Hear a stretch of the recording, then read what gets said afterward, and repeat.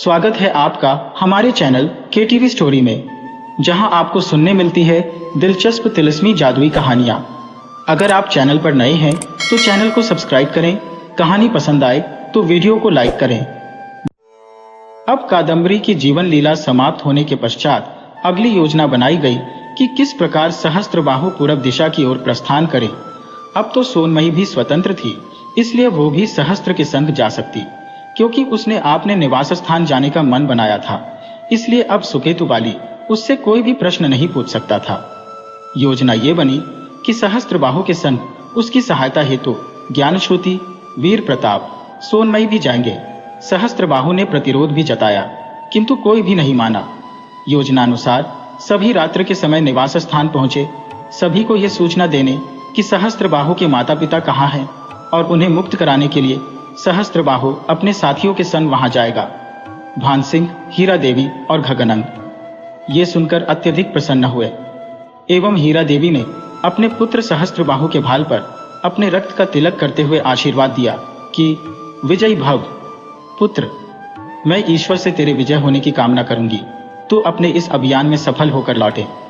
इसके पश्चात भान सिंह सहस्त्रबाहु से बोले, पुत्र, तुम पूरब दिशा की ओर अपने साथियों संग प्रस्थान करो, मैं तुम्हारे पीछे पीछे और भी व्यक्तियों के संग वहां पहुंचता हूं।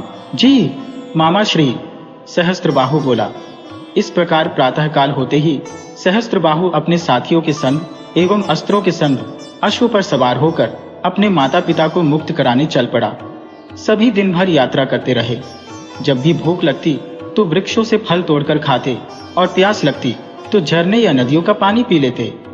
इतनी यात्रा के पश्चात भी अभी भी गंतव्य का कुछ भी अता पता नहीं था। तब ज्ञानश्रुति सहस्त्रबाहु से बोला, भ्राता सहस्त्र, आपके पास तो इतनी शक्तियां हैं, उनसे ही क्यों नहीं ज्ञात कर लेते कि वो दुष्ट अघोरनाथ कहाँ रहता है। समय की कमी है हमारे पास एवं कार्य बहुत बड़ा है। कदाचित तुम सही कह रहे हो राजकुमार ज्ञानश्रुति, सहस्त्रबाहु बोला। चलो, कभी तो सही बात निकली आपके मुंह से राजकुमार ज्ञानश्रुति, सोनमयी बोली। मैं तो सदैव सही होता हूं, बस आपकी दृष्टि में ही खोट है जो आप मुझे परख नहीं पाती। देवी सोनमयी, ज्ञानश्रुति बोला। हाँ, मान लिया मैंने कि आप सबसे बड़े ज्ञानी हैं, सोनमयी बोली। तभी तो मेरा नाम ज्ञानश्रुति है, ज्ञानश्रुति बोला। बस रहने दीजिए, आपके ज्ञान की प्रशंसा, जो कार्य आवश्यक है पहले उसे प्रारंभ करते हैं, वीर प्रताप बोला। हाँ, मैं तो यही कह रहा था, ज्ञानश्रुति बोला। इसके पश्चात एक अच्छा सा स्थान खोजकर सहस्त्रबाहु ध्यान मुद्रा में बैठा और अपनी शक्तियों को जागृत करने लगा। कुछ ही समय में उसने उस स्थान की दिशा और दशा दोनों ज्ञात कर ली। रात्रि होते होते सभी उस स्थान के समीप पहुंच गए, किंतु ये तय हुआ कि घने वन के बीच कंदरा के समीप वे प्रातः जाएंगे, क्योंकि बसंत सेना न जाने कितनी शक्तिशाली हो, अभी हमें ये ज्ञात नहीं है। रात्रि में न जाने कौन सा संकट मुंह फाड़े खड़ा हो, न जाने बसंत सेना कौन सा संकट खड़ा कर दे। ये सब सोचकर वह सभी वहीं पर एक छोटे से झरने के समीप किसी वृक्ष के तले विश्राम करने लगे। सभी दिन भर के थके थे, इसलिए गहरी निद्रा में लीन हो गए, परंतु ज्ञानश्रुति पहरा दे रहा था। अर्धरात्रि व्यतीत हो चुकी थी। तभी ज्ञानश्रुति को लगा कि जैसे उसे किसी ने पुकारा है। पुकार सुनकर वो इधर उधर देखने लगा, लेकिन उसे कोई भी न दिखा। तभी एकाएक उसके पैरों में एक रस्सी पड़ी और वो वृक्ष से उल्टा लटक गया।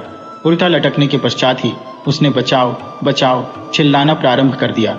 उसका उच्च स्वर सुनकर सभी जाग उठे, परंतु उनके जागते ही कुछ व्यक्तियों ने उन्हें बंदी बना लिया और उनमें से एक बोला, कौन हो तुम लौंग, और यहाँ कैसे पहुंचे? जी, हम यात्रा कर रहे थे, किंतु अब अपने मार्ग से भटक गए हैं। अत्यधिक थक चुके थे, इसलिए यहाँ विश्राम करने लगे, वीर प्रताप बोला। मुझे विश्वास नहीं, उनका मुखिया बोला। हम सत्य कह रहे हैं श्रीमान, सोनमयी बोली। तुम क्या युवती हो? मुखिया ने पूछा। जी हाँ, सोनमयी बोली। तो योद्धा की वेशभूषा में क्या कर रही हो? मुखिया ने पूछा। जी, वन्य जीवों से बचने हेतु ऐसा वेश धारण किया है, आपको कोई आपत्ति है क्या? सहस्त्रबाहु बोला। तुम कौन हो? मुखिया ने सहस्त्र से पूछा। जी, मैं इन सभी का अग्रज हूं, सहस्त्रबाहु बोला। सपरिवार कहाँ जा रहे थे? मुखिया ने पूछा। जी, अपने निवास स्थान लौट रहे थे, किंतु मार्ग भटक गए, सहस्त्रबाहु बोला। अब तुम सभी सत्य कह रहे हो या असत्य, इस समस्या का समाधान तो हमारी रानी करेगी। मुखिया बोला। कौन है आपकी रानी? सोनमयी ने पूछा। जी, इस वन की रानी बसंत सेना है। उनके आदेश के बिना कोई भी इस वन में प्रवेश नहीं कर सकता, परंतु तुम सभी वो अपराध कर चुके हो जिसका दंड तुम्हें अवश्य मिलना चाहिए। मुखिया बोला। किंतु ये तो हमारे संग अन्याय होगा, ये कोई अक्षम्य अपराध तो नहीं। सोनमयी बोली। अत्यधिक बोलती हो तुम सुंदरी, परिचय क्या है तुम्हारा? मुखिया ने पूछा। तुम्हारा तात्पर्य क्या है? घृणित मानव, सोनमयी चीखी। क्रोधित क्यों होती हो सुंदरी? जो सत्य है वही तो कहता हूं। मुखिया बोला। आप अपनी सीमाएं लांघ रहे हैं। ज्ञानश्रुति बोला। हमारी सीमाएं तो तुम सभी ने लांघी है। सर्वप्रथम तुम सभी को हमारी रानी के पास चलना होगा। तुम्हें क्या दंड मिलना चाहिए वह ही तय करेगी। मुखिया बोला। और फिर सभी अपने अपने अश्वों के संग बसंत सेना के समीप चल पड़े। इस घटना के कारणवश उन सभी को आपस में वार्तालाप का समय ही नहीं मिला। ये सब एकाएक हुआ था। उन्होंने सोचा ही नहीं कि इस प्रकार बसंत सेना से उनका मेल होगा। वे सभी विवश थे। एक दूसरे से कुछ भी बोलने ही तो आगे की योजना क्या होगी। बसंत सेना ने प्रश्न पूछे तो वे किस प्रकार उनका उत्तर देंगे। वे सभी ये समझ नहीं पा रहे थे, इसलिए मौन रहने में ही सबने अपनी भलाई समझी। रात्रि का तीसरा पहर बीतने को था एवं वे सभी बसंत सेना के निवास स्थान पहुंच चुके थे, जहां वो कंदरा थी जिसमें बसंत सेना वास करती थी। घना अंधेरा एवं सघन वन के मध्य पहुंचकर वे सभी अत्यधिक भयभीत थे, किंतु बसंत सेना की कंदरा के चारों ओर अग्निशालाकाओं मशाल का प्रकाश था एवं वे उस प्रकाश में अब सब कुछ देख पा रहे थे। कितना भी साहस करने के उपरांत भी किंतु अभी भी भीतर से भय तो था। उस पर उन सभी को ज्ञात था कि बसंत सेना अत्यंत मायाविनी है एवं अपनी शक्तियों द्वारा किसी को भी सम्मोहित कर सकती है। उस पर उसकी सुंदरता के बल पर वो किसी को भी मोहित करके अपने वश में कर लेती है। सबसे अधिक भय तो सोनमयी को था, क्योंकि उसके संग 3 पुरुष थे। बसंत सेना को ना जाने कौन भा जाए और वो अपनी दृष्टबंधक शक्ति द्वारा किसको अपने वश में कर ले। यदि इनमें से उसने किसी को अपने वश में करके उन सब की योजना और रहस्य को ज्ञात कर लिया तो ना जाने क्या होगा। इसी प्रकार के विचार सोनमयी के मस्तिष्क में आवागमन कर रहे थे। तभी बसंत सेना के सैनिकों के मुखिया ने कहा, तुम लोग यही प्रतीक्षा करो, मैं रानी बसंत सेना को लेकर अभी आया। सभी एक दूसरे का मुंह देखकर प्रतीक्षा कर रहे थे, परंतु उनके मध्य वार्तालाप बंद था।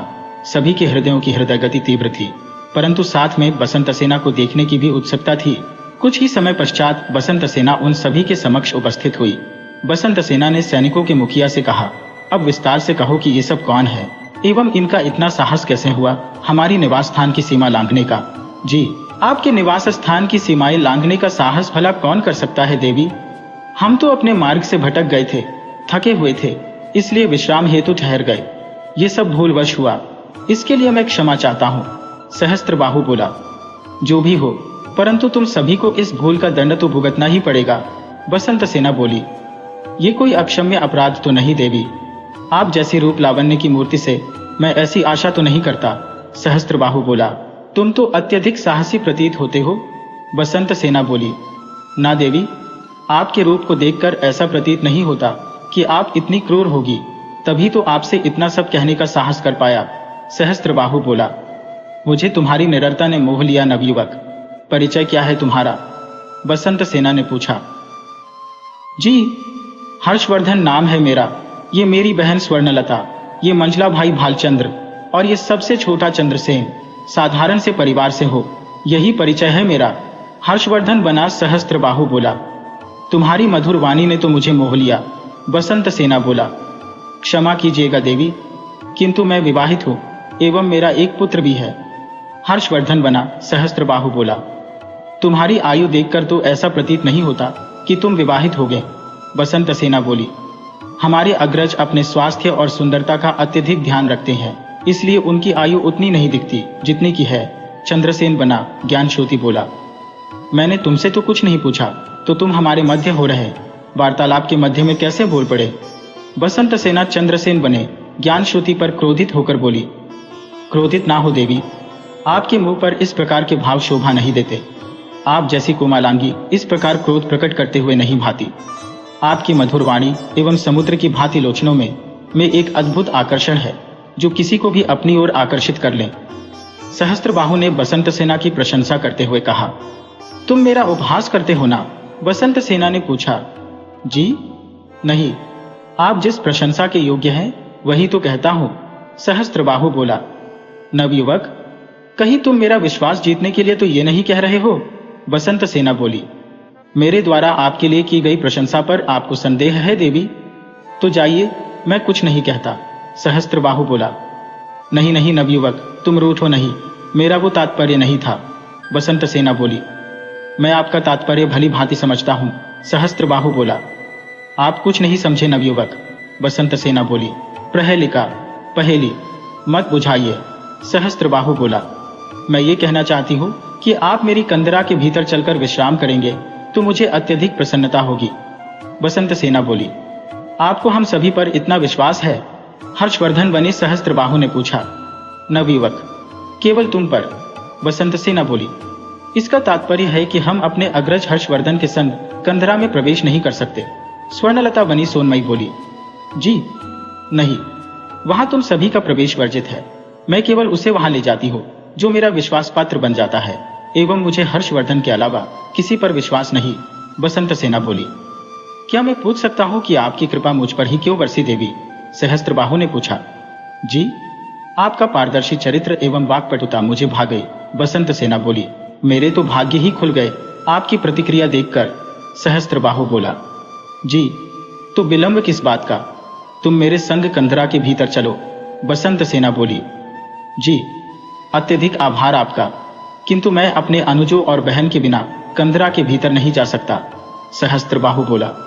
तो पड़े रहे तुम भी यहीं पर, बसंत सेना बोली। तो अब इनका क्या करना है देवी? सैनिकों के मुखिया ने बसंत सेना से पूछा।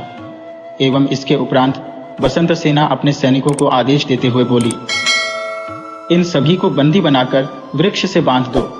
और इतना कहकर बसंत सेना अपनी कंदरा के भीतर चली गई।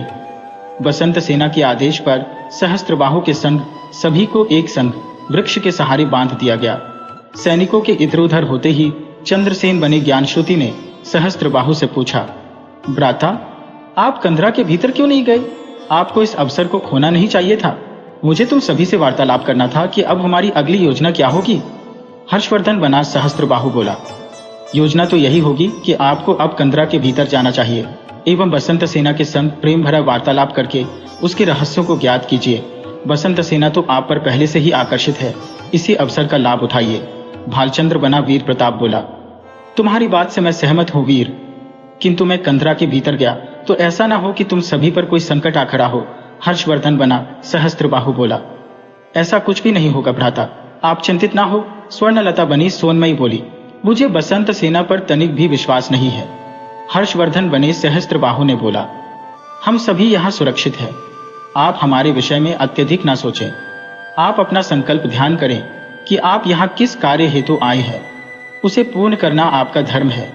आप अपने माता पिता को मुक्त कराने यहाँ आए हैं एवं आपको अपने लक्ष्य को ध्यान में धरना सर्वोपरि है, चंद्रसेन बना ज्ञानश्रुति बोला। क्या बात है आजकल राजकुमार, ज्ञानश्रुति बड़ी बुद्धिमानी वाली बातें करने लगे हैं, स्वर्णलता बनी सोनमयी बोली। बस देवी, आपकी संगति का असर है, ज्ञानश्रुति बोला। परंतु अब मैं क्या करूं? अभी तो बसंत सेना मुझसे रुष्ट होकर चली गई, सहस्त्रबाहु बोला। कोई बात नहीं भ्राता, आप प्रातः काल तक प्रतीक्षा कर लीजिए। जब बसंत सेना आपके समक्ष आए तो उससे मधुभरा वार्तालाप करके पुनः अपनी ओर आकर्षित कर लीजिए, तब आप उसके संग कंदरा के भीतर प्रस्थान कीजिएगा, भालचंद्र बना वीर प्रताप बोला। यह योजना ही उचित रहेगी, सहस्त्रबाहु बोला। परंतु भ्राता, हम ऐसे वृक्ष से बंधे रहकर विश्राम कैसे कर सकते हैं? सोनमयी बोली। ये कार्य तो आप सैनिकों के मुखिया से करवा सकती हैं, वो भी तो आप पर मोहित था देवी। सोनमयी, ज्ञानश्रुति बोला। राजकुमार, ज्ञानश्रुति, मुझे इस प्रकार का परिहास तनिक भी नहीं भाता, सोनमयी क्रोधित होकर बोली। अरे सोनमयी, राजकुमार ज्ञानश्रुति पर क्रोधित मत हो, वह सही कह रहे हैं। इस कठिनाई के क्षणों में हमें चतुरता और साहस के साथ कार्य करना होगा, तभी हम सभी सफल होंगे, सहस्त्रबाहु बोला। छी छी, वो अभद्र सा दिखने वाला मुखिया, मुझे उससे मधुरतापूर्ण व्यवहार करना होगा, सोनमयी बोली। तब तो आपको बड़ी हंसी आती थी, जब मुझे कादम्बरी बनाकर सुकेतुबाली के समक्ष जाना होता था, कुछ उसी प्रकार का कार्य अब आपको भी करना होगा। देवी सोनमयी, ज्ञानश्रुति बोला। इतना घृणित कार्य मैं कैसे कर सकूंगी? सोनमयी बोली। जैसे मैं करता था उस दंभी के साथ, ज्ञानश्रुति बोला।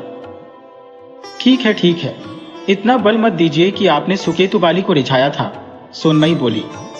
मैं तो केवल आपको रिझाने का प्रकार बता रहा था, ज्ञानश्रुति बोला।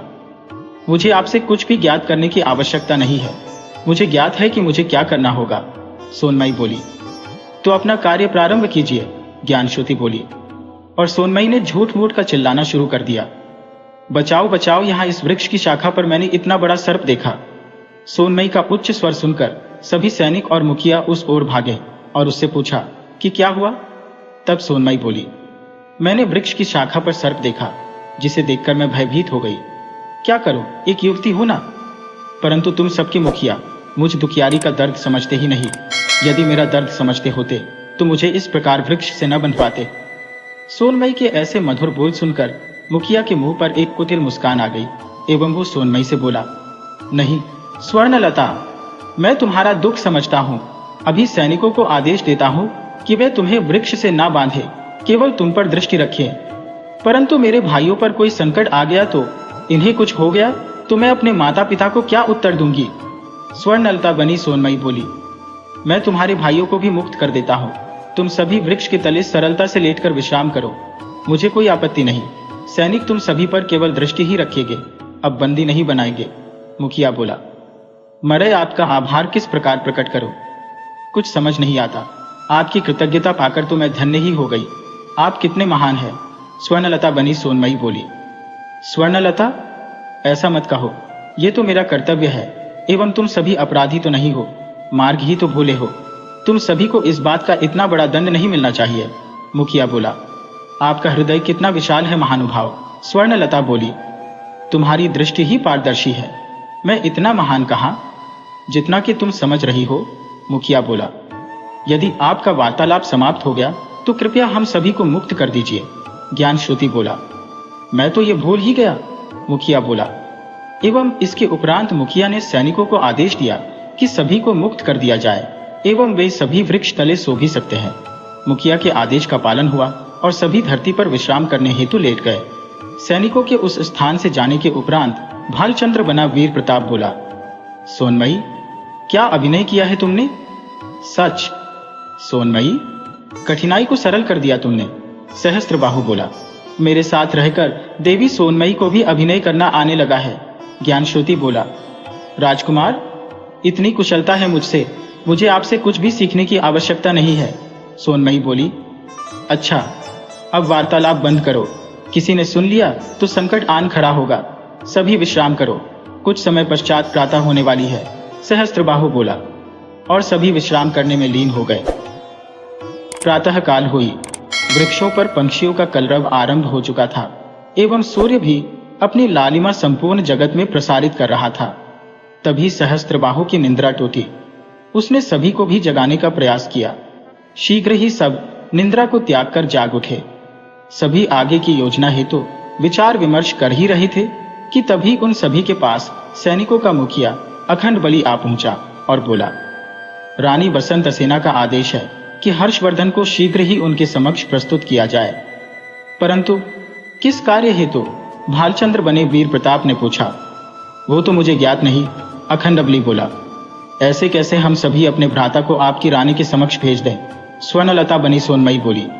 स्वर्णलता, चिंतित ना हो, भ्राता शीघ्र ही लौट आएंगे। चंद्रसेन बने। ज्ञानश्रुति ने कहा, मेरी प्रिय बहन स्वर्णलता, तुम मेरी इतनी चिंता क्यों करती हो? रानी बसंत सेना, एक सुंदर युवती ही तो है, कोई राक्षसी तो नहीं जो मेरा रक्त पीकर अपनी प्यास बुझाएंगी। वह तो अत्यंत ही सरल स्वभाव की प्रतीत होती ही है। ये भ्रम अपने मन से निकाल दो कि वह मुझे हानि पहुंचाएंगी। हर्षवर्धन बना। सहस्त्रबाहु बोला, अब क्या करूं भ्राता? मैं ठहरी कच्चे हृदय वाली युवती, इसलिए भय तो लगता ही है ना? मुखिया जी। स्वर्णलता बनी सोनमयी सैनिकों के मुखिया अखंड बली की ओर प्रेम भरी दृष्टि से देखते हुए बोली, जी देवी, आप तो सच में कोमल शरीर एवं कोमल हृदय वाली ही प्रतीत होती है। सैनिकों का मुखिया अखंड बली बोला, तभी तो मुझसे किसी का दुख देखा नहीं जाता। शीघ्र ही मेरे नयनों से अश्रुओं की जलधारा बह चलती है। स्वर्णलता बनी सोनमयी बोली। मैं आपके हृदय के भाव भली भांति समझ सकता हूँ देवी। मुखिया अखंड बली बोला। आप इनके संग हैं तो मुझे किसी बात का भय नहीं, मुझे आप पर पूर्ण विश्वास है। स्वर्णलता बनी सोनमयी मुखिया अखंड बली से बोली। इसका तात्पर्य है कि आपने मुझे इन्हीं रानी बसंत सेना के समक्ष उपस्थित करने की अनुमति प्रदान कर दी है। मुखिया अखंड बली बोला। जी, अनुमति है, केवल आप पर विश्वास है इसलिए। स्वर्णलत बनी सोनमयी बोली। जी, आपका अत्यधिक आभार देवी। मुखिया अखंड बली बोला। ऐसा कहकर मुझे लज्जित न करें, आभार तो आपका है जिन्होंने हमारी सहायता की। स्वर्णलता बनी सोनमयी बोली। जी, तो अब हमें जाना होगा, रानी प्रतीक्षा कर रही है। मुखिया अखंड बली बोला। जी जाइए, सोनमयी बोली। इसके उपरांत सहस्त्रबाहु मुखिया के संग कंदरा के भीतर चला गया। वहां पहुंचकर उसने देखा कि कंदरा के बीचों बीच आवरण रहित एक कृत्रिम सरोवर है जहां सुंदर सी वाटिका है। तभी सहस्त्रबाहु ने मन में सोचा, कदाचित ये वही मायावी वाटिका है। तभी सहस्त्रबाहु ने अपनी दृष्टि दौड़ाई तो उसे वहां एक कृत्रिम स्वर्ण वृक्ष दिखाई दिया जिस पर कई मयूर बैठे थे। सहस्त्रबाहु अपना ध्यान उस मयूर पर केंद्रित करना चाहता जिसमें बसंत सेना के प्राण बसते थे, किंतु बसंत सेना ने उसे टोकते हुए कहा, प्रिय हर्षवर्धन, तुम उस स्वर्ण वृक्ष की ओर ध्यान से क्या देख रहे हो? कुछ नहीं देवी, मैं बस ये देख कर रहा था कि स्वर्ण वृक्ष भी होते हैं इस धरती पर। हर्षवर्धन बना सहस्त्रबाहु बोला। हर्षवर्धन की बात सुनकर बसंत सेना हंस पड़ी और बोली, ये तो कृत्रिम है, मुझे अपनी वाटिका में एक स्वर्ण वृक्ष चाहिए था, सो बनवा लिया, किंतु ये मयूर जीवित है या ये भी कृत्रिम है? देवी बसंत सेना, सहस्त्रबाहु बने हर्षवर्धन ने पूछा। मयूर तो जीवित है, किंतु वे इसी वृक्ष पर रहते हैं, वे इस स्वर्ण वृक्ष को छोड़कर अन्य किसी वृक्ष पर नहीं जाते। बसंत सेना बोली। किंतु ऐसा क्यों? हर्षवर्धन ने पूछा। वो इसलिए कि मैंने इन्हें आदेश दिया है। बसंत सेना बोली। अत्यधिक आश्चर्य की बात है कि यह मयूर आपका आदेश मानते हैं। हर्षवर्धन बोला। हर्षवर्धन, तुम आज रात्रि यहाँ विश्राम करो, ये बिछौना तुम्हारे लिए है, तुम्हारी सुविधा की सभी वस्तुएं यहाँ उपस्थित है, तुम जब तक चाहो यहाँ रह सकते हो। बसंत सेना बोली। किंतु मेरे भाई बहन कहाँ रहेंगे? हर्षवर्धन ने पूछा। हर्षवर्धन, तुम चिंतित ना हो, मैंने उनके रहने की सुविधा भी करवा दी है। बसंत सेना बोली। अत्यधिक आभार आपका देवी। हर्षवर्धन बोला। एवं इधर हर्षवर्धन बसंत सेना के संग झूठे प्रेम का अभिनय करने लगा जिससे कि बसंत सेना को उस पर पूर्णतः विश्वास हो जाए और वो अपने इस कार्य में सफलता प्राप्त कर सके। इधर हर्षवर्धन बना सहस्त्रबाहु अपनी योजना को सफल करने में लगा हुआ था और उधर सुकेतु बाली को अपने अश्वशाला के दोनों सहयोगी रघुवीर एवं श्रवण पर संदेह हो रहा था कि वे दोनों अब तक राजमहल में उपस्थित क्यों ना हुए। माना कि सोनमयी तो अपने निवास स्थान गई है कादम्बरी के मृत्युलोक जाने का समाचार देने, किंतु ये दोनों कहाँ हैं? एवं इस बात को पूछने हेतु वो अपनी पुत्री नीलमणि के कक्ष में जा पहुंचा। तब नीलमणि बोली, वे दोनों भी सोनमयी के संग गए हैं। कादम्बरी की मृत्यु से सोनमयी अत्यधिक विक्षिप्त थी, वो स्वयं को संभाल ना पा रही थी, इसलिए वे भी उसके ही संग गए हैं। तुम सत्य कह रही हो ना नीलमणि? सुकेतु बाली ने पूछा। जी पिताश्री, यही सत्य है, नीलमणि बोली। अपने पिता के संग विश्वासघात मत करना, नहीं तो इसका फल अच्छा नहीं होगा। सुकेतु बाली बोला। मैं भला आपसे झूठ क्यों बोलूंगी? आप मेरे पिता हैं और सदैव से मैं आपकी छत्रछाया में पली बढ़ी हूँ। मैं और आपके साथ विश्वासघात, मैं ऐसा स्वप्न में भी सोच नहीं सकती, नीलमणि बोली। नीलमणि का ऐसा उत्तर पाकर सुकेतु बाली ने नीलमणि के कक्ष से प्रस्थान किया, किंतु नीलमणि इस बात से चिंतित हो उठी कि उसके पिता को कुछ संदेह तो अवश्य हो गया एवं वह शांत नहीं बैठेंगे। अपने गुप्तचरों द्वारा वह सहस्त्र भ्राता एवं वीर की खोज करवाकर ही मानेंगे, तभी उन्हें संतुष्टि मिलेगी। एवं उसके मन में विचार आया कि क्यों ना वो ये सूचना स्वयं ही उसके निवास स्थान कहकर आए। वो इसलिए वहां जाने हेतु रात्रि होने की प्रतीक्षा करने लगी। रात्रि होने पर उसने अपना वेश बदला एवं अपने कक्ष के झरोखे से बाहर निकलकर वो अश्वशाला पहुंची। वहां से उसने अपने अश्व को खोला और उस पर सवार होकर वो अपने गंतव्य को बढ़ चली। रात्रि की यात्रा के उपरांत वो प्रातःकाल होते होते उस स्थान पर जा पहुंची एवं उसने भानसिंह को सूचित किया कि उसके पिता सुकेतु बाली को सभी पर संदेह हो गया। यदि उन्हें कोई भी सूचना मिल गई होगी तो ऐसा ना हो कि सभी के प्राणों पर कोई संकट आ खड़ा हो। नीलमणि की बात सुनकर भान सिंह कुछ चिंतित से हुए और उससे बोले, राजकुमारी, अब आप हमारे संग ही रहिए। ऐसा ना हो आपके पिता को भी ये ज्ञात हो गया हो कि आप भी हमारी योजना में हमारे संग है, तो आपके पिता आप पर कहीं क्रोधित ना हो जाएं। जी, तो अब मैं क्या करूं? नीलमणि ने पूछा। आप हमारे संग ही रहें, आपको अपने राजमहल वापस लौटने की कोई आवश्यकता नहीं है। भान सिंह बोले। जी, जैसा आपका आदेश हो मैं वैसा ही करूंगी, नीलमणि बोली। इसके उपरांत नीलमणि वापस राजमहल नहीं लौटी। प्रातःकाल हो चुकी थी, परंतु अभी तक नीलमणि नहीं लौटी थी। जब यह सूचना सुकेतु बाली तक पहुंची तो उसका संदेह पक्का हो गया कि हो ना हो कि रघुवीर एवं श्रवण कोई गुप्तचर थे एवं कोई ना कोई रहस्य ज्ञात करने मेरे राज्य में आए थे। उनके संग नीलमणि भी मिली हुई है, तभी तो वो भी कहीं चली गई है। हो सकता वो भी उन्हीं के साथ ही हो। ये तो बहुत बड़ा संकट आ खड़ा हुआ है मुझ पर। अब मुझे उन सभी के विषय में ज्ञात करना होगा कि वह सभी कहाँ हैं एवं कौन सी योजनाएं बना रहे हैं। ये सब सोचकर सुकेतु बाली अत्यधिक सतर्क हो गया एवं अपने गुप्तचरों को उसने उन सभी की खोज में भेजा एवं शीघ्र ही सभी के विषय में जानकारी एकत्र करने को कहा। वह सभी अपने अपने कार्यों में लग गए एवं शीघ्र ही अपने काम में सफल भी हुए। जब सुकेतु बाली को ज्ञात हुआ कि वह रघुवीर, श्रवण नहीं सहस्त्रबाहु एवं वीर प्रताप थे एवं संग में उनकी बहन थी, परंतु जो कादम्बरी थी वो कौन थी? ये सभी विचार सुकेतु बाली के मस्तिष्क में आवागमन कर रहे थे कि ये सहस्त्रबाहु और वीर प्रताप आखिर हैं कौन, जो मेरे राज्य में वेश बदल कर रह रहे थे। कहीं मेरे कोई शत्रु तो नहीं जो मुझसे प्रतिशोध लेने हेतु यहाँ मेरे रहस्यों को ज्ञात करने आए थे? किंतु किस बात का प्रतिशोध लेने में यहाँ आए थे ये मेरी समझ से परे है। मुझे इस रहस्य को भी ज्ञात करने हेतु कुछ और गुप्तचरों को वहां भेजना होगा।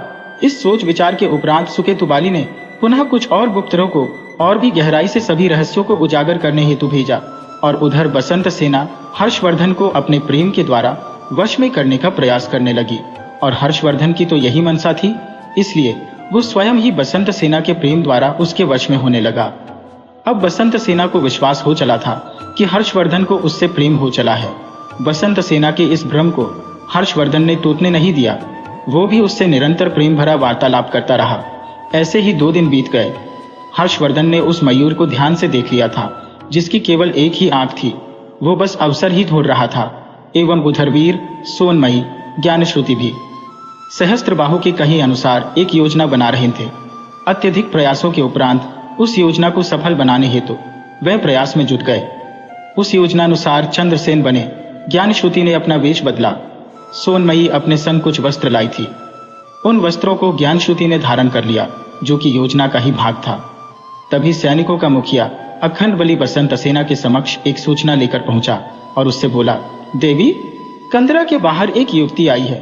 वो कहती है कि वो ही हर्षवर्धन की धर्मपत्नी है एवं अपना नाम वो कादम्बरी बताती है। क्या कहते हो? सेनापति, अखंड बली हर्षवर्धन की धर्मपत्नी भला यहाँ कैसे आ सकती है, वो भी इतनी शीघ्र? उसे कंदरा के भीतर भेजो, बसंत सेना बोली। सेनापति शीघ्र ही कादम्बरी को कंदरा के भीतर लाकर बोला, ये है हर्षवर्धन की पत्नी। ओह, तो तुम हो हर्षवर्धन की पत्नी? दिखती तो भली हो, परंतु इतनी भी सुंदर नहीं जितना कि हर्षवर्धन, बसंत सेना बोली। मुझे ये ज्ञात नहीं करना कि मैं सुंदर हूं या नहीं। सर्वप्रथम ये बताओ कि मेरे पति कहाँ है? कादम्बरी बना ज्ञानश्रुति बोला, मैं कदापि नहीं बताऊंगी कि तुम्हारे पति कहाँ है। बसंत सेना बोली, क्यों नहीं बताओगी? मैं तुम्हारे प्राण ले लूंगी। कादम्बरी बोली, तुम्हें इतना हिंसक होने की आवश्यकता नहीं है। तुम अपने पति से ही क्यों नहीं पूछ लेती कि वो तुम्हें प्रेम करते हैं या नहीं? बसंत सेना बोला, तो मेरे समक्ष बुलाओ उन्हें। मैं उन्हें भली भांति जानती हूं कि उनके हृदय में मेरा ही वास है। कादम्बरी रोते हुए बोली। इसके उपरांत हर्षवर्धन को कादम्बरी एवं बसंत सेना के समक्ष उपस्थित किया गया। तब कादम्बरी को देखकर हर्षवर्धन कुछ आश्चर्यचकित हुआ एवं इसके उपरांत मुस्कुराया, किंतु एकाएक शांत हो गया। तब कादम्बरी ने हर्षवर्धन से कहा, हे स्वामी, आप ही इस कुर्ता को बताएं कि मैं आपकी प्राणों से भी प्यारी पत्नी हूँ। आप मुझे अत्यधिक प्रेम करते हैं एवं मैं ही आपके कोमल हृदय में वास करती हूँ। कौन कहता है कि तुम मेरी पत्नी हो? मैं तो तुम्हें जानता ही नहीं। तुम असत्य कहती हो। मैं तो केवल अपनी प्रिय बसंत सेना से ही प्रेम करता हूँ। वो ही मुझे मेरे प्राणों से प्रिय है। हर्षवर्धन बना सहस्त्रबाहु बोला, ये आप क्या कहते हैं स्वामी? ये सुनने से पूर्व मैं मृत्यु को प्राप्त हो जाती तो अच्छा होता है। हे प्रभु, अब मैं कहाँ जाऊं? मरने के अलावा मेरे पास अब और कोई मार्ग नहीं रह गया है। जिस पत्नी का पति उसे त्याग दे तो वो सिवाय आत्महत्या के उसके पास और कोई मार्ग शेष नहीं बचता। और इतना कहते हुए कादम्बरी अपने कानों पर हाथ रखकर भागते हुए कंदरा से बाहर निकल गई। बसंत सेना ये सब देखकर अत्यधिक प्रसन्न हुई और हर्षवर्धन से बोली, ओह हर्षवर्धन, मेरे हर्षवर्धन, आज से मैं तुम्हारे लिए पूर्णतः समर्पित हूँ। मुझे तुम पर पूर्ण विश्वास है कि तुम मुझसे ही प्रेम करते हो। हाँ देवी, बसंत सेना, आप ही मेरे लिए सर्वोपरि है, हर्षवर्धन बोला। ये सुनकर बसंत सेना हर्ष से झूम उठी। बसंत सेना को पूर्णतः हर्षवर्धन पर विश्वास हो चला था।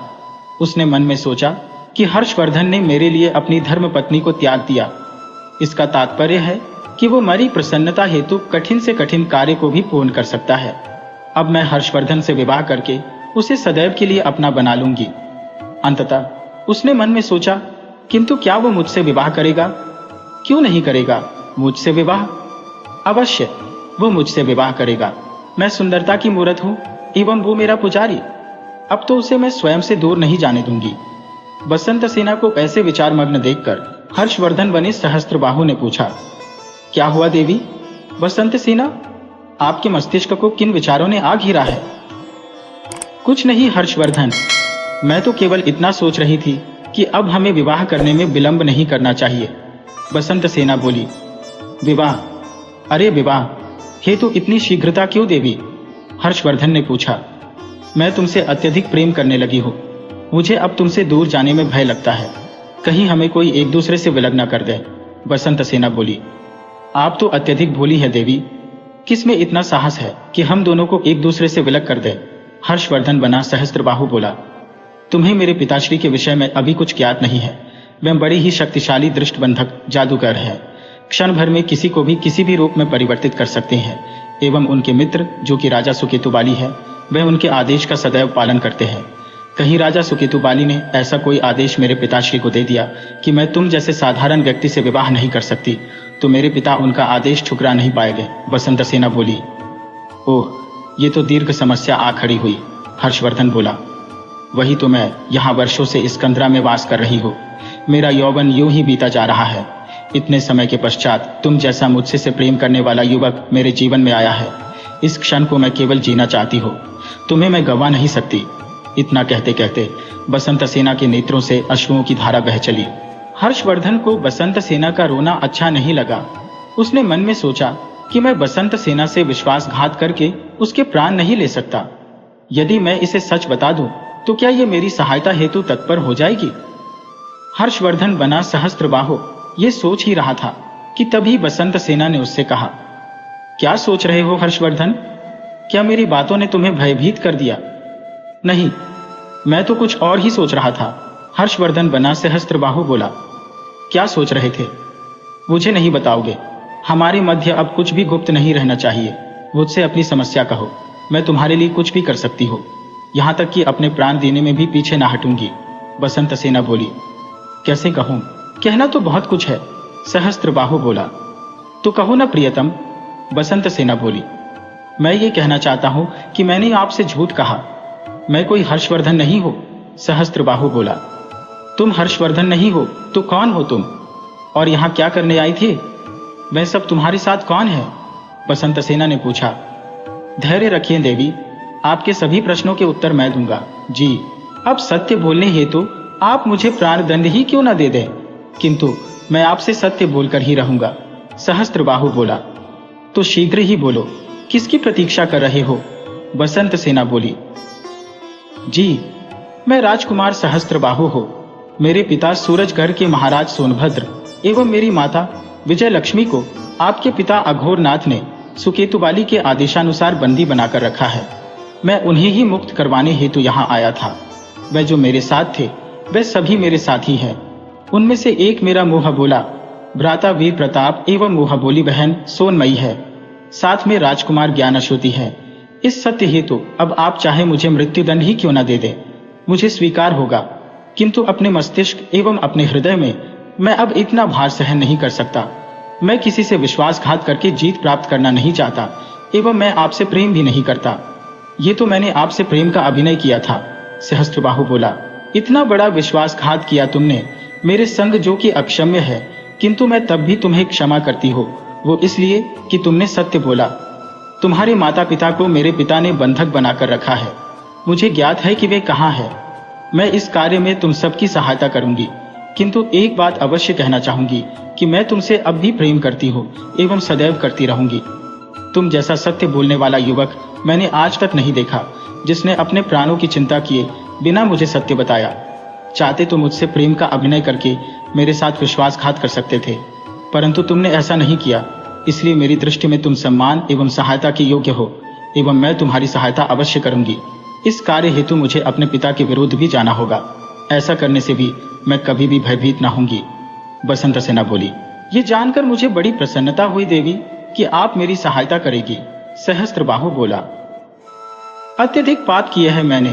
अपने पिता के आदेश पर न जाने कितने व्यक्तियों की हत्या की है।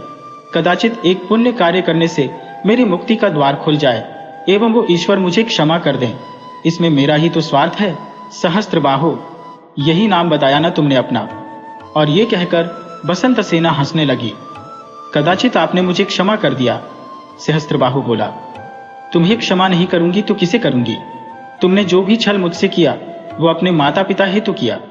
कितना अच्छा होता यदि तुम मेरे पति बन सकते। बसंत सेना बोली, किंतु यह संभव नहीं है देवी।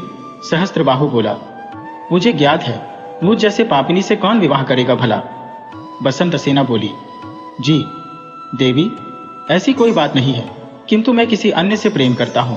सहस्त्रबाहु बोला, सहस्त्रबाहु, मुझे प्रसन्नता हुई ये जानकर। मैं ईश्वर से प्रार्थना करूंगी कि वो तुम दोनों को सदैव प्रसन्न रखें। बसंत सेना बोली, जी, मैं शीघ्र से शीघ्र अपनी योजना को सफल बनाकर अपने माता पिता को मुक्त कराना चाहता हूँ। इतने वर्ष बीत गए, ना जाने वे दोनों किस दशा में हो गए। सहस्त्रबाहु बोला, तुम चिंता मत करो सहस्त्रबाहु, मैंने आश्वासन दिया है तो मैं अवश्य तुम्हारी सहायता करूंगी। बसंत सेना बोली, तो अब मैं ये सूचना अपनी बहन और भाई को दे सकता हूँ। सहस्त्रबाहु बोला, ये सूचना तुम अपने बहन भाइयों को अवश्य दो, किंतु ध्यान रहे ये सूचना सैनिकों के मुखिया अखंड बलि तक न पहुंचे, क्योंकि वो सुकेतु बाली एवं मेरे पिता का विश्वास पात्र सदस्य है। उसे कुछ भी ज्ञात हुआ ना तो हम सबके प्राणों पर संकट आ सकता है। तुम उन सबको सूचना तो दो, किंतु अखंड बलि को कुछ भी ऐसा प्रतीत नहीं होना चाहिए कि मैं तुम्हारी सहायता कर रही हो। बसंत सेना बोली, जी ऐसा ही होगा। तो क्या मैं अभी उन सबके निकट जा सकता हूँ? सहस्त्रबाहु ने पूछा। अभी नहीं, रात्रि होने पर जाना, नहीं तो अखंड बलि को संदेह हो सकता है। बसंत सेना बोली, जी देवी बसंत सेना, जैसा आप कहें। सहस्त्रबाहु बोला। रात्रि हुई। सहस्त्रबाहु अपने भाई बहन से मिलने कंधरा से बाहर आया एवं उसने सभी को बताया कि बसंत सेना भी अब उनकी इस योजना में उन सभी के संग है। अब सफलता हम सभी से अधिक दूर नहीं। शीघ्र ही मेरे माता पिता को मैं मुक्त करा सकता हूँ, किंतु भ्राता, बसंत सेना पर आप पूर्णतः विश्वास कैसे कर सकते हैं?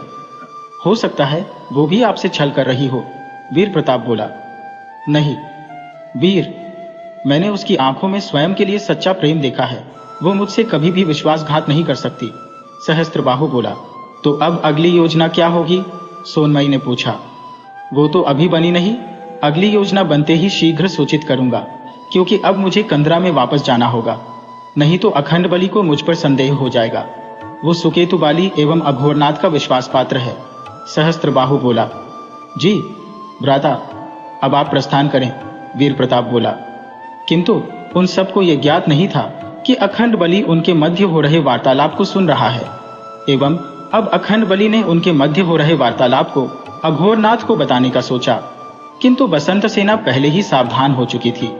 उसे ज्ञात था कि सहस्त्रबाहु पर अखंड बलि दृष्टि रखे हुए है, इसलिए अखंड बलि इस सूचना को अघोरनाथ को देने के लिए जैसे ही अपने अश्व पर सवार हुआ तो बसंत सेना ने उस पर अपनी तलवार से प्रहार करने की चेष्टा की, किंतु बसंत सेना का प्रहार खाली गया। प्रहार खाली पड़ते ही अखंड बलि बोला। मुझे ज्ञात था बसंत सेना, कि तुम ऐसा ही कुछ करोगी, इसलिए मैं पूर्वतः सावधान हो गया था। अब तो मैं तुम्हें इस छल का दंड देकर ही रहूंगा। तुम अपने पिताश्री से विश्वासघात नहीं कर सकती, मैं ऐसा कदापि नहीं होने दूंगा। तुम ऐसा कुछ भी नहीं करोगे अखंड बलि, बसंत सेना ने उच्च स्वर में कहा। बसंत सेना का स्वर सुनकर सहस्त्रबाहु भी वहां पर आ पहुंचा। तब अखंड बलि ने अपने सभी सैनिकों को आदेश दिया कि वह शीघ्रता से सहस्त्रबाहु एवं उसके संगियों को बंदी बना ले एवं ये सूचना राजा सुकेतुबाली और अघोरनाथ तक पहुंचा आए। साथ में ये कहें कि अब बसंत सेना उनकी विश्वास पात्र नहीं रही। इसके पश्चात सभी को कंधरा के मध्य में स्थित कृत्रिम सरोवर के समीप स्थित कृत्रिम वाटिका में बंदी बना दिया गया। साथ में बसंत सेना को भी उस कृत्रिम स्वर्ण वृक्ष से बांध दिया गया जो कि वहीं पर था। किंतु अखंड बलि को यह ज्ञात नहीं था कि सहस्त्रबाहु को तंत्र विद्या का भी ज्ञान है। अखंड बलि जैसे ही सबको बंदी बनाकर उस वाटिका से बाहर गया तो सहस्त्रबाहु अपनी तंत्र विद्या का प्रयोग करके मुक्त हो गया एवं उसने सभी को भी मुक्त कर दिया। उसने सभी को मुक्त कराने के पश्चात जैसे ही बसंत सेना को मुक्त कराना चाहा तो अखंड बलि वहां आ पहुंचा। वो इस बात से अत्यधिक क्रोधित होकर सहस्त्रबाहु से बोला, जो तुम चाहते हो वो कभी नहीं होगा। मैं तुम्हें तुम्हारी योजना में कदापि सफल नहीं होने दूंगा। सर्वप्रथम तो मैं इस बसंत सेना को दंड दूंगा। तुम मेरे रहते हुए सहस्त्रबाहु को कोई हानि नहीं पहुंचा सकते अखंड बलि, बसंत सेना उच्च स्वर में बोली। मैं ऐसा ही करूंगा। और इतना कहकर अखंड बलि ने सहस्त्रबाहु पर अपनी तलवार से प्रहार किया, किंतु सहस्त्रबाहु की रक्षा हेतु बसंत सेना उसके सामने आ गई एवं तलवार बसंत सेना को जा लगी। अब तलवार बसंत सेना के हृदय में घुप चुकी थी, परंतु उसे कुछ भी नहीं हुआ। वो तलवार निकालकर हंसने लगी एवं अखंड बलि से बोली, मूर्ख, तुझे ज्ञात है ना कि मेरी हत्या इस प्रकार नहीं हो सकती। हाँ बसंत सेना, मुझे ज्ञात होता है कि तू एक मायाविनी है एवं इस प्रकार मृत्यु को प्राप्त नहीं हो सकती। अखंड बलि बोला, एवं तुझे यह भी तो ज्ञात नहीं कि मैं किस प्रकार मृत्यु को प्राप्त हो सकती हो। अब तो मुझे कोई भी हानि नहीं पहुंचा सकता। बसंत सेना बोली, मुझे तेरी मृत्यु का रहस्य ज्ञात है बसंत सेना। मुझे तेरे पिताश्री ने बताया था कि यदि बसंत सेना कभी अपने मार्ग से भटक जाए तो तुम उसे दंड दे सकते हो। अखंड बलि बोला, तू झूठ कहता है अखंड बलि, मेरे पिताश्री मेरे संग ऐसा कदापि नहीं करेंगे। वे मुझे स्वयं से अधिक प्रेम करते हैं। बसंत सेना बोली, तो बसंत सेना तो आज तक भ्रम में जीती आई है। जो अपनी सगी पत्नी का ना हुआ वो अपनी सौतेली पुत्री का कैसे होगा। अखंड बलि बोला, क्या तात्पर्य है तुम्हारा। बसंत सेना ने पूछा, मेरा तात्पर्य यह है कि अघोरनाथ ने अपनी पत्नी की भी हत्या केवल उसकी बात ना मानने पर कर दी थी। तू तो उसकी पुत्री है ही नहीं। तेरे पिता और तेरी माँ की हत्या अघोरनाथ ने ही की थी। तुझे अपने स्वार्थ हेतु पाल पोस कर बड़ा किया, तुझे भ्रम में रखकर अनुचित मार्ग पर ले गया, तभी तो तू ऐसी बनी। तेरी आत्मा को उसने एक आंख वाले मयूर के भीतर बंदी बना रखा है, इसलिए आज मैं उस मयूर की हत्या कर दूंगा। अखंड बलि बोला, तू ऐसा कुछ भी नहीं करेगा अखंड बलि, सहस्त्रबाहु चिल्लाया। सहस्त्रबाहु का चिल्लाना सुनकर अब सहस्त्रबाहु पर अखंड बलि ने तलवार से प्रहार करना आरंभ कर दिया।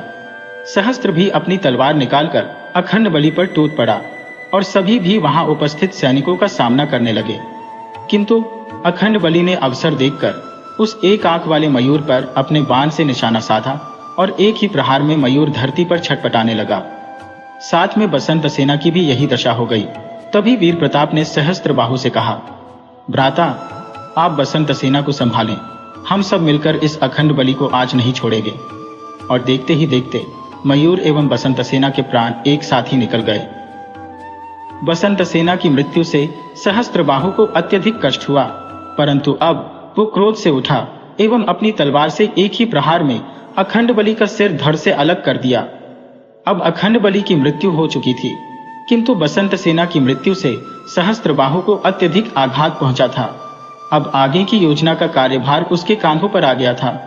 यदि बसंत सेना जीवित होती तो उसकी सहायता करती एवं वो सरलता से अपने माता पिता को खोज सकता था, परंतु अब वो मार्ग भी बंद हो गया था।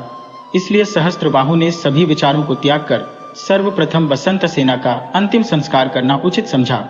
सभी ने बसंत सेना का अंतिम संस्कार करने में योगदान दिया। इतना बड़ी योजना, इतना बड़ा षड्यंत्र रचा गया मेरे लिए, यहां तक मेरी पुत्री भी विश्वासघाती निकली। अब तो मैं इसका प्रतिशोध अवश्य लेकर रहूंगा। जाओ, तुम कैसे भी करके अघोरनाथ को सूचित करो कि जैसे ही वहां सहस्त्रबाहु अपने साथियों के साथ वहां पहुंचे तो उसके प्राण बचने नहीं चाहिए। जी महाराज, जैसी आपकी आज्ञा। और फिर सैनिक वहां से चला गया अघोरनाथ को सूचना देने हेतु। सुकेतुबाली ने शीघ्रता से अपने सेनापति को आदेश दिया कि वो शीघ्र ही सेना को उस स्थान पर चलने हेतु आदेश दे जहां अघोरनाथ रहता है।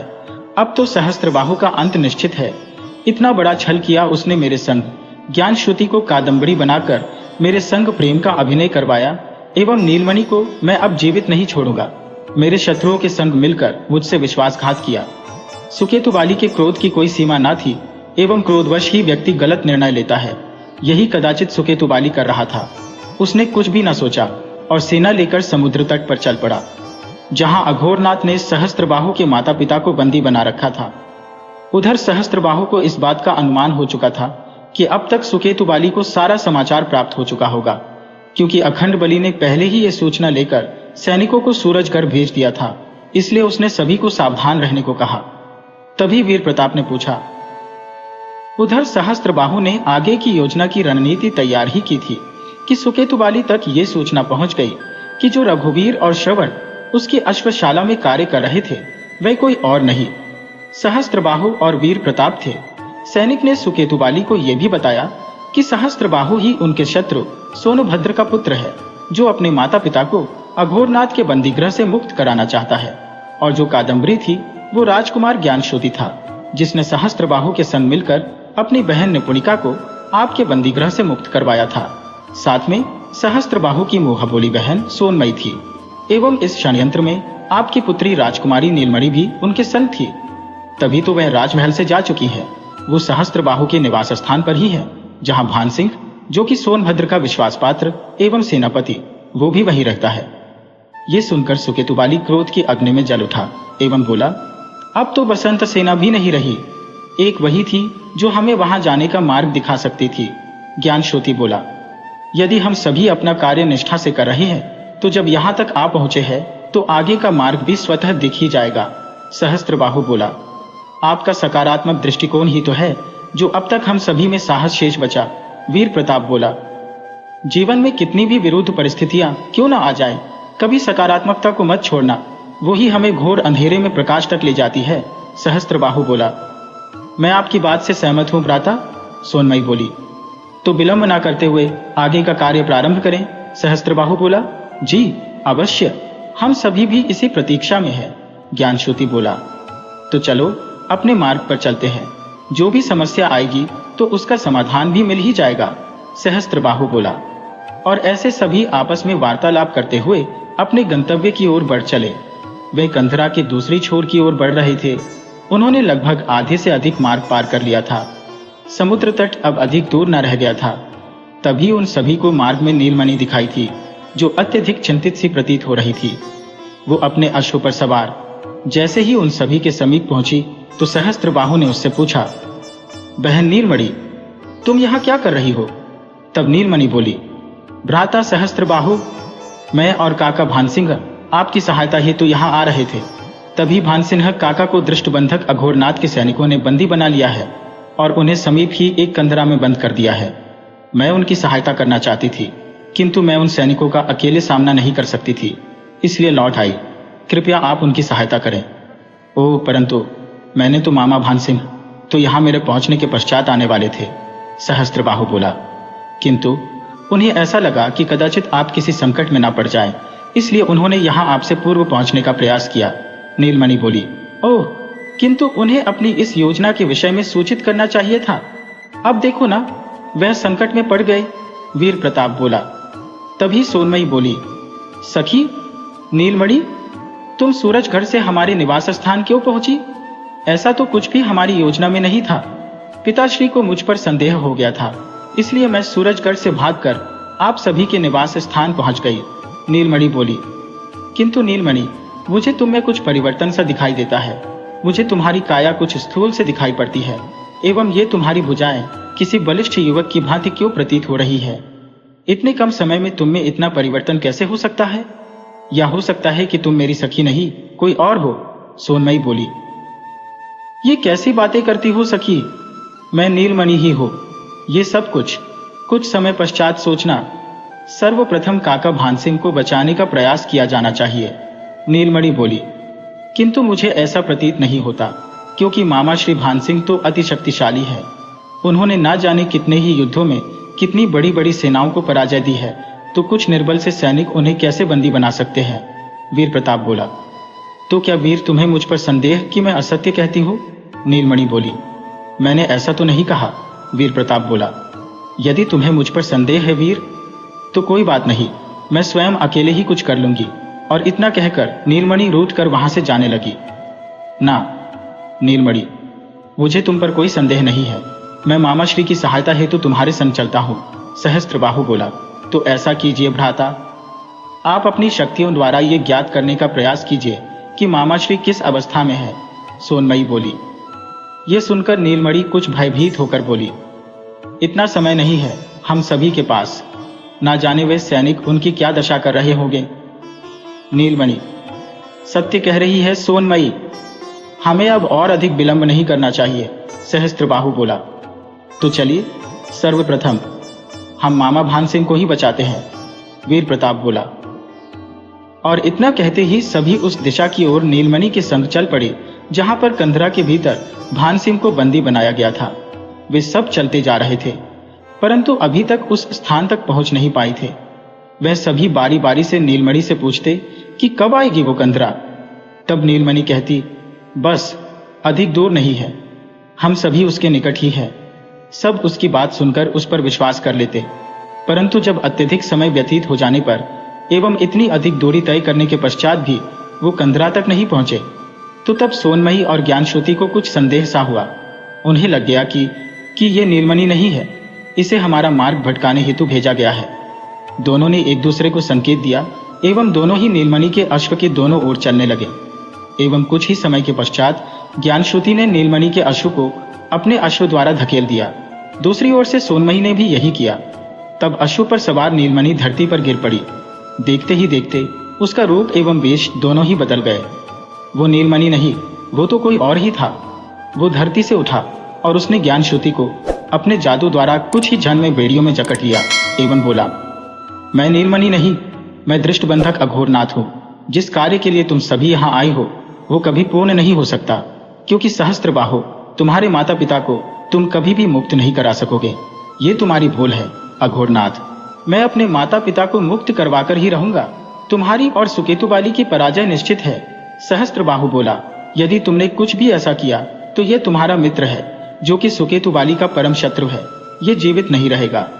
मैं इसकी वो दशा करूंगा कि जीवन भर तुम स्वयं को क्षमा नहीं कर पाओगे एवं इस अपराध बोध से जीवन पर्यंत ग्रसित रहोगे कि यदि मैं अघोरनाथ की बात मान लेता तो मेरा मित्र आज जीवित रहता।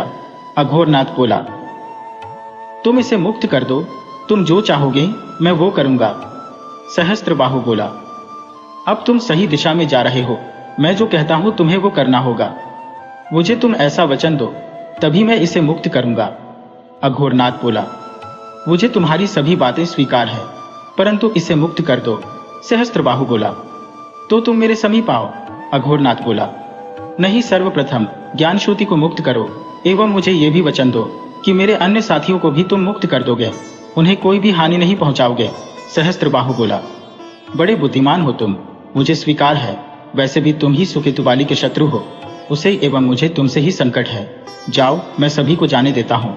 इनसे कहो कि ये सभी यहाँ से चले जाएं। अघोरनाथ ने ज्ञानश्रुति की बेड़ियों को अपने जादू द्वारा तोड़ते हुए कहा, जाओ तुम सभी जाओ। सहस्त्रबाहु ने सभी को आदेश देते हुए कहा, नहीं भ्राता, हम सभी आपको छोड़कर कैसे जा सकते हैं। ज्ञानश्रुति बोला, जाओ, ये मेरा आदेश है। सहस्त्रबाहु बोला, नहीं भ्राता, ज्ञानश्रुति एवं सोनमयी को जाने दीजिए, मैं आपके संग ही रहूंगा। वीर प्रताप बोला, मैंने कहा ना, तुम भी जाओ। सहस्त्रबाहु बोला, परंतु भ्राता, मैं आपको ऐसी स्थिति में छोड़कर कैसे जा सकता हूं, मेरा जी नहीं मानता। वीर प्रताप बोला, तुम्हें मेरे प्राणों की सौगंध, तुम्हें जाना ही होगा। सहस्त्रबाहु बोला। अब सहस्त्रबाहु की दी गई सौगंध को वीर प्रताप अस्वीकार ना कर सका एवं वो वहां से ज्ञानश्रुति एवं सोनमयी के संग लौट गया। इधर अघोरनाथ ने सहस्त्रबाहु को बेड़ियों में जकड़कर एक वृक्ष से बांध दिया तथा उसके चारों ओर एक जादुई वृत्त भी खींच दिया एवं वहां से जाते हुए सहस्त्रबाहु से कहता गया, कि यदि तुमने इस वृत्त को लांघने का प्रयत्न किया तो तुम भस्म हो जाओगे। किंतु अघोरनाथ यहीं पर भूल कर बैठा।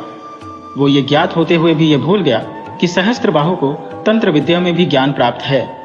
अघोरनाथ के जाते ही सहस्त्रबाहु ने ध्यान लगाया एवं उन बेड़ियों को अपनी तंत्र विद्या द्वारा तोड़ दिया, जिससे वो मुक्त हो गया। इसके पश्चात उसने धरती पर बैठकर दोबारा ध्यान लगाया, कुछ मंत्रों का जाप किया। देखते ही देखते वो वृत्ताकार रेखा स्वतः मिट गई। अब सहस्त्रबाहु मुक्त हो चुका था। वो वहीं खड़े अपने विश्वासी अश्व पर सवार होकर अपने साथियों की खोज में निकल पड़ा। किंतु सहस्त्रबाहु को ये ज्ञात नहीं था कि अघोरनाथ ने उसके संग विश्वासघात किया था। सहस्त्रबाहु को बंधक बनाने के उपरांत अघोरनाथ ने वीर प्रताप, ज्ञानश्योति एवं सोनमयी को खोज निकाला तथा उन्हें उनके छोटे रूप में परिवर्तित करके एक पिंजरे में बंधक बनाकर अपने संग लेकर चला गया। सहस्त्रबाहु को जब अत्यधिक खोजने पर उसके साथी नहीं मिले तो उसने ध्यान लगाकर उन्हें खोजना चाहा। तब उसने देखा कि उसे दृष्टिबंधक अघोरनाथ उन सभी को छोटे रूप में परिवर्तित करके पिंजरे में बंधक बनाकर समुद्र तट की ओर लेकर जा रहा है। उसने शीघ्रता से अपने अश्व को उस दिशा की ओर दौड़ाया। कुछ समय पश्चात ही अघोरनाथ उन सभी को लेकर समुद्र तट की ओर पहुंच गया। वहां स्तंभों से बना एक स्थान था जहां अघोरनाथ के सैनिक पहरा दे रहे थे। उसने उस पिंजरे को एक स्तंभ पर टांग दिया तथा सैनिकों को सावधान करके समुद्र के भीतर चला गया। अघोरनाथ को जब कुछ संकट सा दिखाई पड़ता था तो वो जल महल के बाहर नहीं निकलता था। वो अपने जल महल के बाहर अत्यधिक आवश्यकता पड़ने पर ही आता था, क्योंकि उसे ज्ञात था कि यदि वो जल महल के संग समुद्र के बाहर आया तो उसका अंत निश्चित है। वो अपने किसी भी मित्र या शत्रु को उस जल महल के भीतर भी नहीं ले जाता था, किंतु सायंकाल वो जल महल के संग बाहर निकलता था। ये उसके लिए आवश्यक था, ये करना उसकी व्यवस्था थी, क्योंकि यदि वो ऐसा नहीं करेगा तो उसका जल महल स्वतः ही समुद्र के जल के संग घुलकर मिट्टी में परिवर्तित हो जाएगा। इसलिए वो उसे केवल सायंकाल ही बाहर ला सकता था। चूंकि वो जल महल जादुई एवं कृत्रिम था, इसलिए सूर्य का प्रकाश उस जल महल के लिए हानिकारक था। ये बात बसंतसेना ने अपनी मृत्यु के समय सहस्त्रबाहु को बताई थी। ये बातें सहस्त्र के साथ साथ वीर प्रताप, ज्ञानश्योति एवं सोनमयी को भी ज्ञात थी।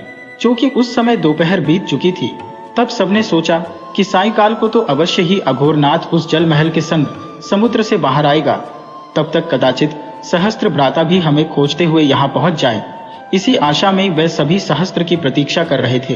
कुछ समय पश्चात सायंकाल हो चुकी थी एवं उस समय उन सभी ने जो देखा उसे देखकर वे भयभीत हो उठे, क्योंकि वहां सुकेतुबाली आ पहुंचा था।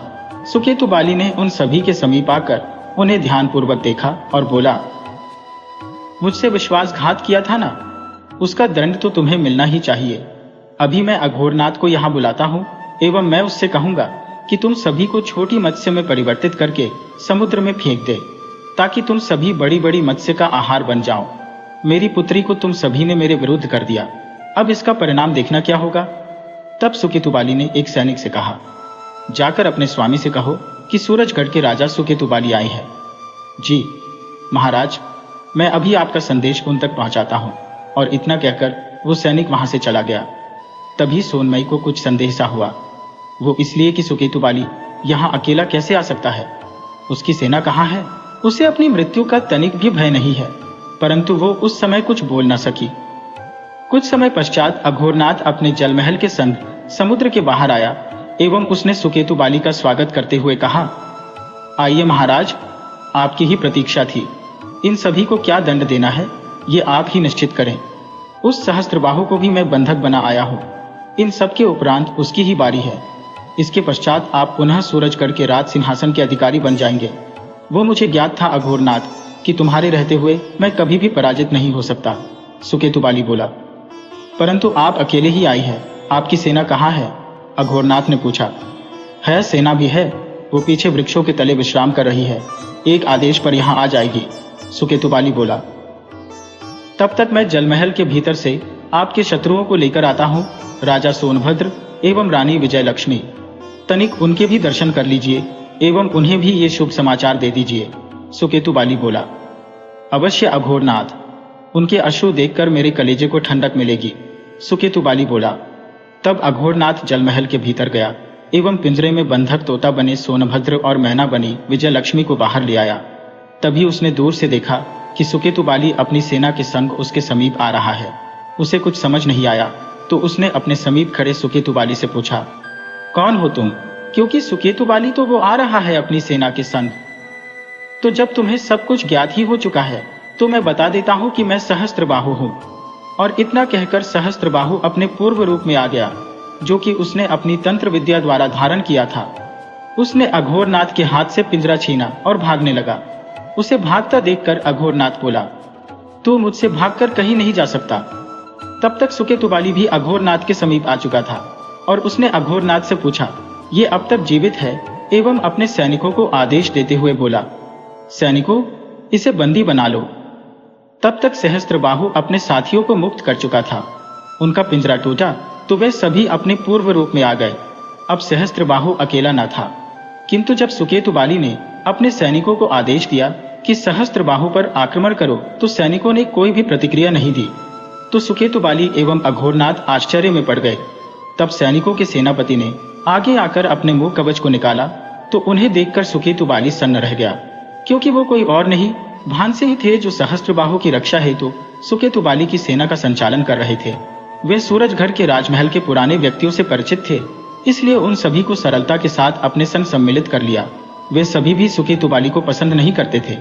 इसी बात का लाभ भानसिंह ने उठाया और सभी सैनिक उसके विरुद्ध होकर भानसिंह के साथ हो गए।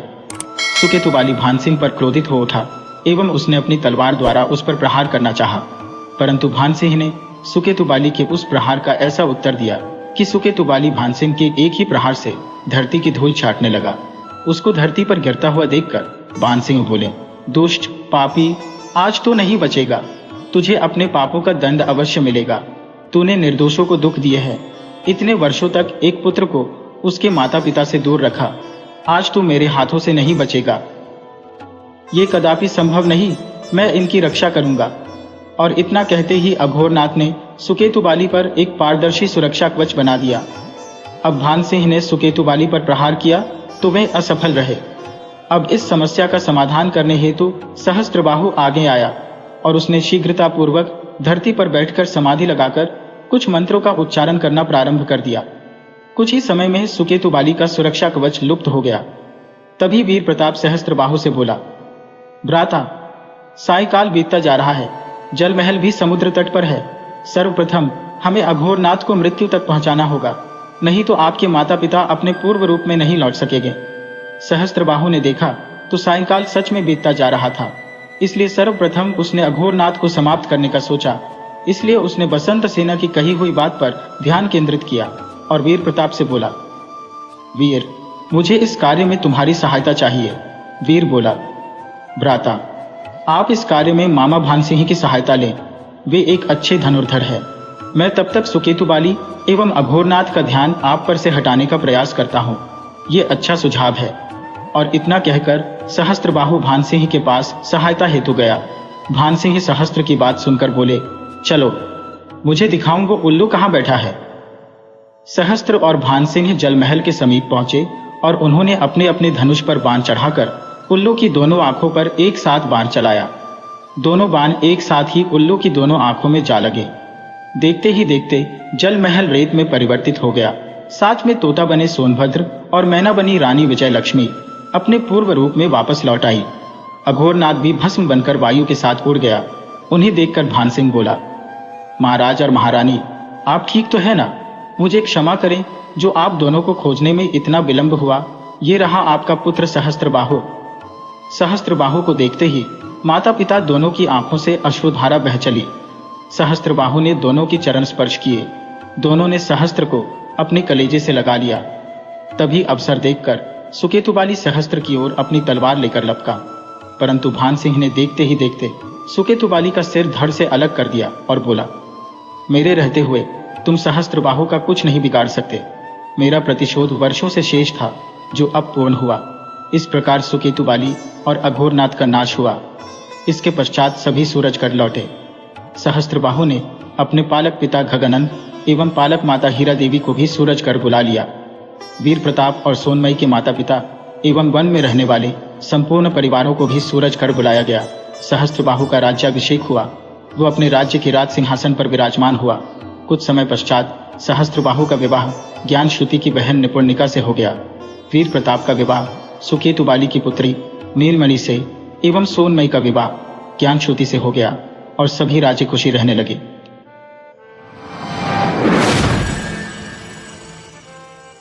वीडियो अच्छी लगी हो तो इसे लाइक करें और ऐसी ही मज़ेदार कहानियों के लिए चैनल को सब्सक्राइब करें और बेल आइकन दबाएं। ज़्यादा से ज़्यादा अपने दोस्तों को शेयर करें। धन्यवाद।